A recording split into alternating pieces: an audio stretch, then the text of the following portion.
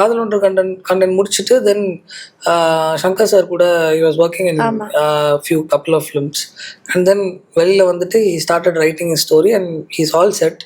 ஒரு 2 years கிட்ட இந்த லாஸ்ட் 2-3 years வந்து கதை எழுதுறதுக்கே அவன் நிறையா ஸ்பெண்ட் பண்ணியிருக்கான் டைம் எஃபர்ட். அதில் நிறைய ப்ரெஷர் இருக்கும். ஏன்னா டூயிங் ஃபர்ஸ்ட் ஃபிலிம்ன்றது ஃபர்ஸ்ட் பெரிய deal. It's going to be a life time thing. ஏன்னா எனக்கு எவ்வளோ படம் நான் வந்து நல்லா பண்ணாலும் இல்லை சொதப்பினாலும் சிவப்பு மஞ்சள் பச்சை is always my debut identity. So அந்த மாதிரி அவனோட ஐடென்டிட்டிக்கு அவன் ஒர்க் பண்ணிட்டே இருக்கான். நிறைய பேர் சொல்கிறாங்க இந்த ஆப்பர்ச்சுனிட்டி விட்ட அதை விட்டுட்டேன். But I personally feel he is going to make big because he knows what he does.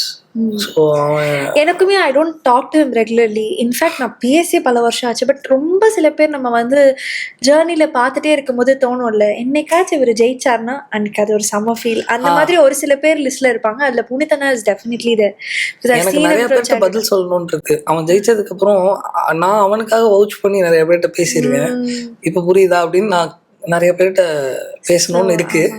Waiting for rooting for the day. அது நடக்கும்.